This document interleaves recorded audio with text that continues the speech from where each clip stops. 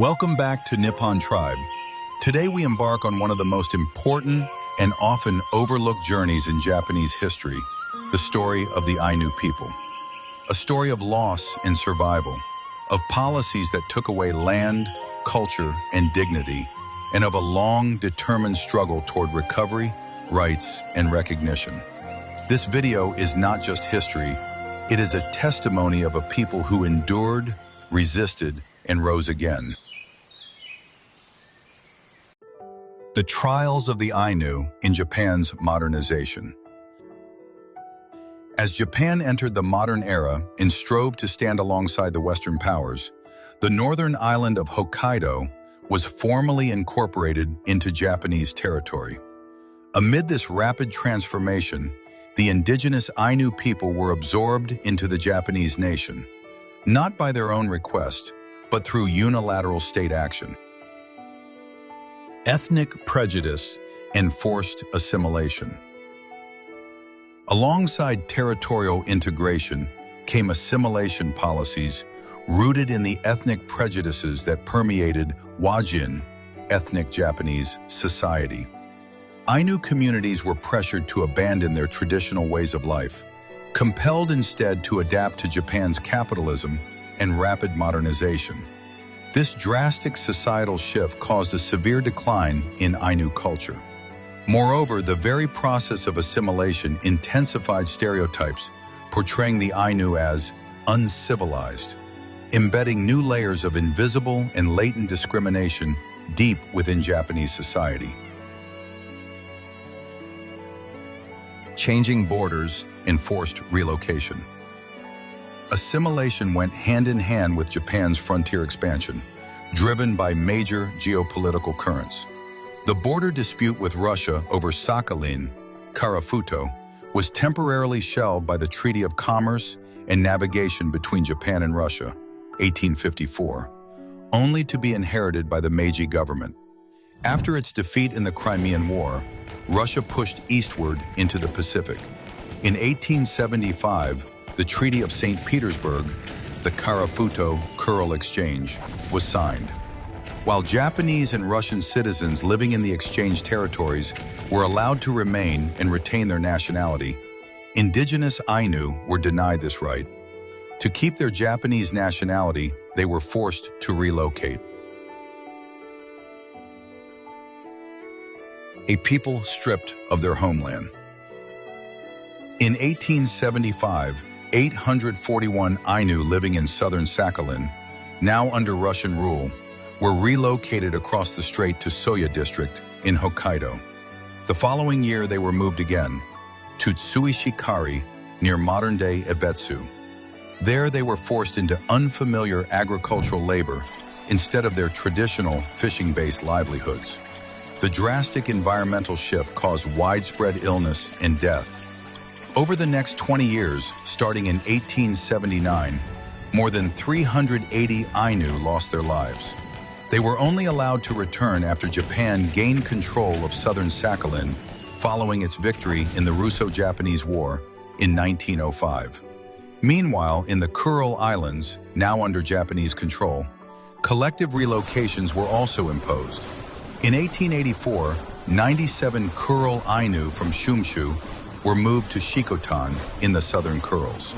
Forced into agriculture and fishing, they struggled to survive, resulting in further deaths. Intermarriage increased, and over time, the Kuril Ainu population dispersed and faded.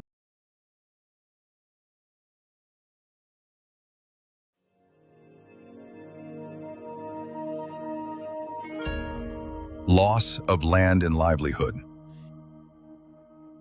Even on Hokkaido proper, Ainu society was destabilized. Under the land regulations of 1872, the areas where Ainu had long fished, hunted, and gathered wood were declared terra nullius, land belonging to no one. In 1877, these became state-owned lands, and Ainu were denied the right to own even residential plots. In 1886, the government enacted the Hokkaido Land Sale Regulations, accelerating land sales to Wajin settlers.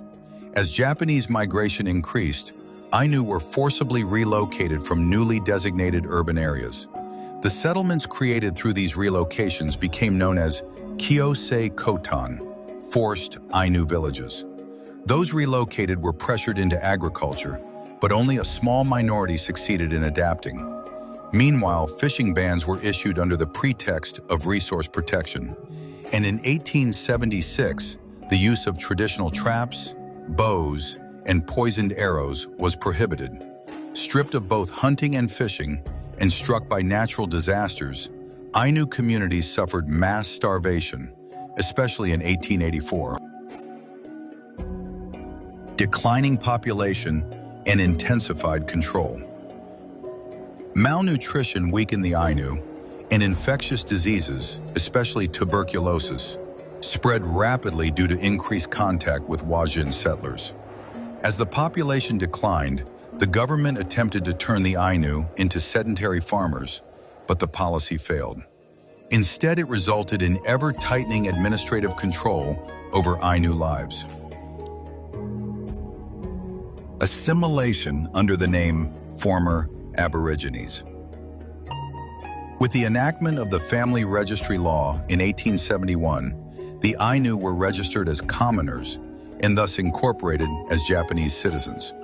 Yet government offices designated them with the label Kyū-dojin, Former Aborigines, a term used to enforce assimilation and imperialization. During family registry registration, Ainu were required to adopt Japanese-style surnames, and several cultural practices were banned. Women's traditional tattoos, men's ear ornaments, Iomante, the sacred bear-sending ceremony. Piece by piece, their cultural identity was legislated out of existence. The Hokkaidō Former Aborigines Protection Act and the awakening of a people.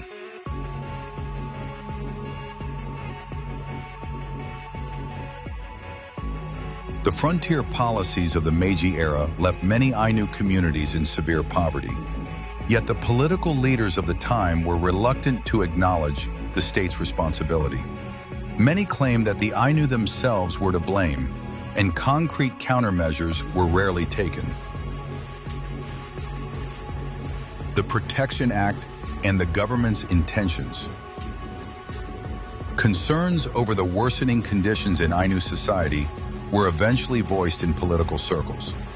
In 1893, Masunosuke Kato submitted the Ainu Protection Bill, followed by another proposal in 1895 by Jujitsu Suzuki and others. Although these early bills were not passed, the government itself introduced a new bill after the First Sino-Japanese War. In 1899, the Hokkaido Former Aborigines Protection Act was enacted. Historians point to two major motivations behind this move. One, diplomatic. To demonstrate to the international community that Japan, as a modern nation-state, was willing to protect its minorities. Two, colonial. To align Ainu policy with Japan's growing colonial administration in Taiwan. This law would go on to shape the lives of Ainu people for nearly a century. Discrimination in the name of protection. The act was built on three pillars: agriculture, medical aid, and education. It granted Ainu agricultural settlers plots of land, provided medicine to the poor, and implemented primary schooling. On the surface, these appeared to be benevolent measures, but the problems ran deep. The allotted land, known as Kyūdojin Kyūyochi, could not be transferred except through inheritance. Mortgages, liens, or other rights could not be established. In reality, this was a restricted right, far from genuine ownership. Furthermore, the 1901 regulation on the education of former Aborigine children mandated segregated schooling, separating Ainu children from Wajin students and placing them in special Aborigine schools.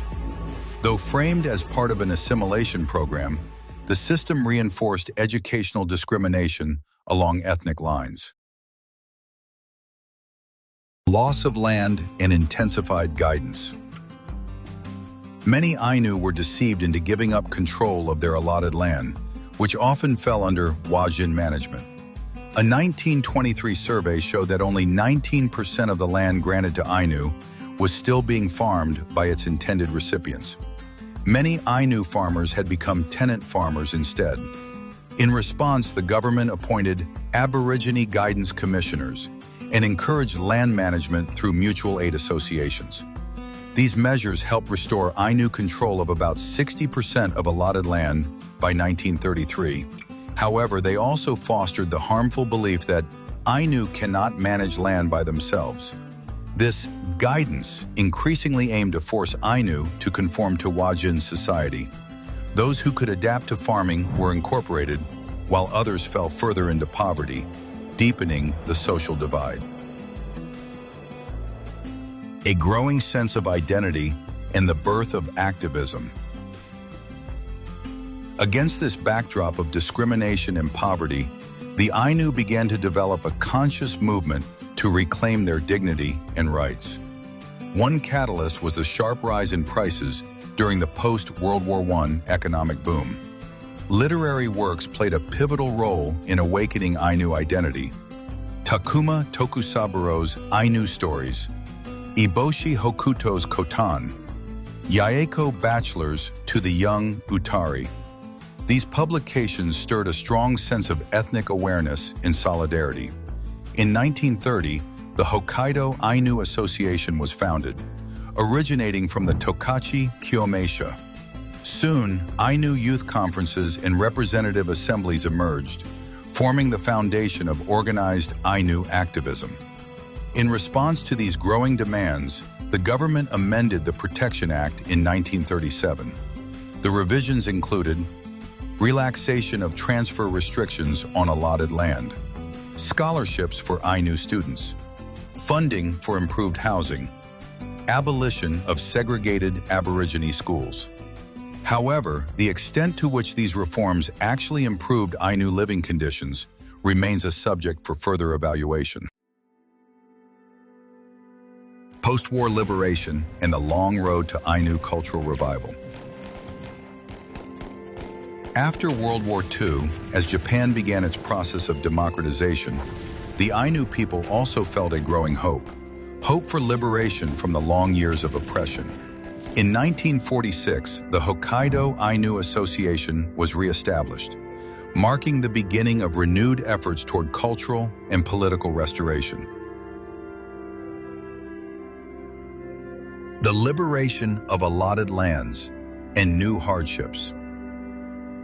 One of the association's first major challenges was responding to the GHQ-led land reform. The Ainu Association argued that allotted lands, granted under special legislation, should be exempt from the Agricultural Land Reform Act. Despite repeated petitions, their request was denied. From 1948 onward, the government began buying back these lands. By 1951, around 34% of the original allotted lands had been absorbed by the state. Some Ainu contested the decision in court, but the ruling dismissed their claims, reducing the allotted lands to private interests of former Aborigines deemed socially inferior. This verdict exposed how deeply rooted anti-Ainu prejudice remained in post-war Japan. Yet there was a small ray of hope. 22 Ainu families were allowed to return and settle in the former Shinhidaka Imperial Ranch, back in the lands of their ancestors. Tourism Ainu in a divided community. Following the enactment of the Cultural Properties Protection Act, Ainu epic poetry, yukar, and other traditions were recognized as intangible cultural assets. This signaled public awareness that Ainu culture was on the brink of disappearance. Even so, the transmission of traditions to younger generations did not spread widely. Many elders feared that passing down Ainu identity would also pass down the suffering of discrimination. Meanwhile, Hokkaidō rapidly developed as a tourist destination in the 1950s, giving rise to Ainu tourism. The 1959 documentary People of the Khoton captured a divided society. Ainu who performed traditional culture for tourists. Ainu who criticized such displays for reinforcing stereotypes. This divide shaped Ainu society throughout the post-war years. Urban migration and the rise of a new ethnic consciousness. Even during Japan's rapid economic growth in the 1960s, Ainu communities remained economically marginalized. Starting in the mid-1950s, many Ainu migrated to Sapporo and other cities seeking employment. Surveys found that economic need was the primary motivation, followed by the desire to escape discrimination. Yet even in urban settings, interest in Ainu identity did not fade. Movements for rights and visibility grew, including the founding of the Tokyo Yutari Association in 1974, marking an important step toward establishing Ainu presence and dignity across Japan. Opposition to the frontier narrative and the push for new legislation. In 1968, the grand celebrations of the Hokkaidō Centennial brought renewed attention to the Wajin-centered pioneer history narrative. This event highlighted the erasure of Ainu history and triggered a new wave of activism in the 1970s. From 1982, activists, led by the Hokkaido Utari Association, launched a campaign to abolish the 1899 Former Aborigines Protection Act and replace it with new legislation recognizing Ainu rights. But the national government remained hesitant. This reluctance was symbolized by Prime Minister Yasuhiro Nakasone's 1986 statement claiming that Japan is a homogeneous nation.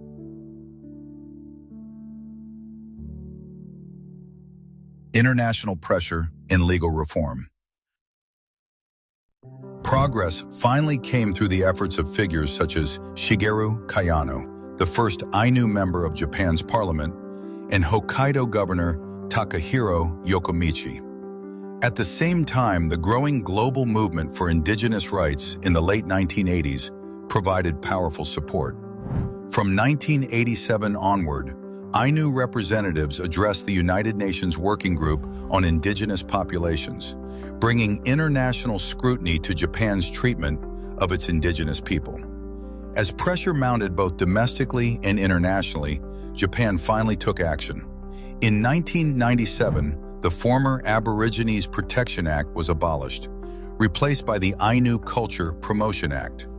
This new law marked an important step, an official rejection of the homogeneous nation narrative. However, it was also criticized for focusing solely on cultural promotion without addressing indigenous rights or legal protections. Recognition as an indigenous people. The Hokkaido Utari Association continued its international advocacy. In 2001, the UN Committee on the Elimination of Racial Discrimination recommended that Japan do more to protect Ainu rights. Slowly, but unmistakably, Japan began to shift.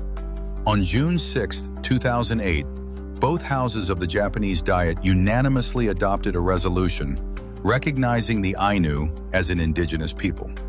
After further review by an expert panel, the Ainu Policy Promotion Act was enacted in 2019. This legislation affirmed the Ainu status as indigenous people and acknowledged the cultural distinctiveness that had long been denied. Today, under this framework, national and local governments are working to support the revitalization and protection of Ainu culture.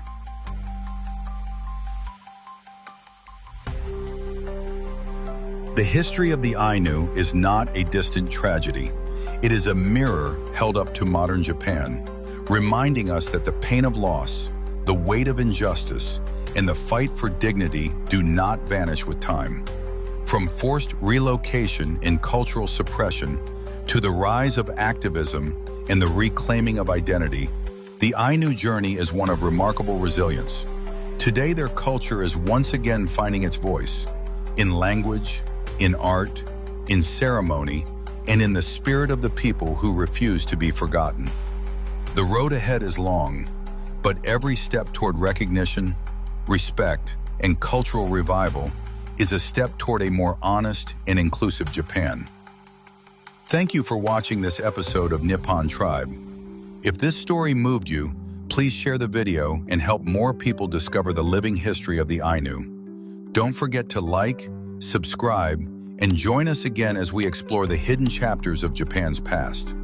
Until next time, stay curious, stay open, and stay connected.